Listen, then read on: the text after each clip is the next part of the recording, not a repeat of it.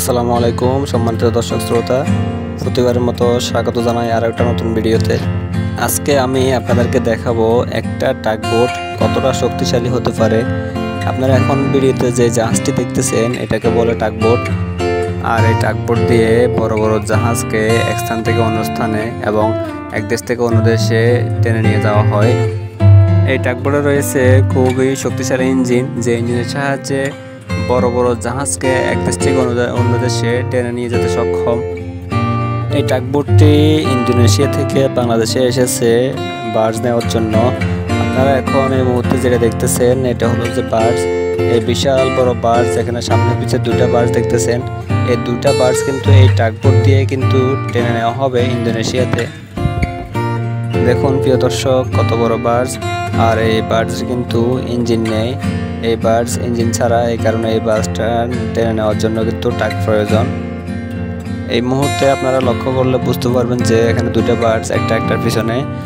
আর এখানে সামনে দেখুন যে ওই টাগটা, এই টাগবোট সামনে আর টাগবোটের পিছনে কিন্তু দুটো বার্জ ওয়্যার দিয়ে বাঁধা আছে উঁচের সাথে। তো এখন এই বার্জটা, এই দুটো বার্জকে এই টাগবোট দিয়ে কিন্তু টেনে ইন্দোনেশিয়া নেওয়া হবে। আর আপনারা একটু লক্ষ্য করলে বুঝতে পারবেন যে টাগবোটটা এই বার্জের তুলনায় কত ছোট। আর এই ছোট টাগবোট দিয়ে একটা না কিন্তু দুইটা বার্জ একসাথে টেনে নেবে, তাহলে বুঝতে পারবেন যে এই টাগবোটটা কতটা পাওয়ারফুল। এখানে সাগরের দিকে একটু লক্ষ্য করলে হয়তো বুঝবেন যে সাগরটা এখন কিন্তু যতটা আপনারা শান্ত দেখতেছেন, সাগর কিন্তু সবসময় এত শান্ত থাকে না। এখন এটা আছে এই মুহূর্তে বঙ্গোপসাগরে বাংলাদেশের।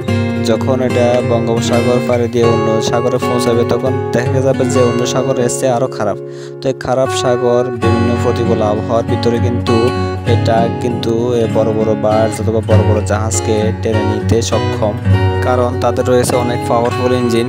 তাদের জাহাজে যে ইঞ্জিন আছে এই ইঞ্জিনের কিন্তু হর্স পাওয়ার অনেক বেশি, সেই কারণে কিন্তু তারা বড় বড় জাহাজকে নিমিশে এক স্থান থেকে অন্য স্থানে টেনে নিতে সক্ষম হয়।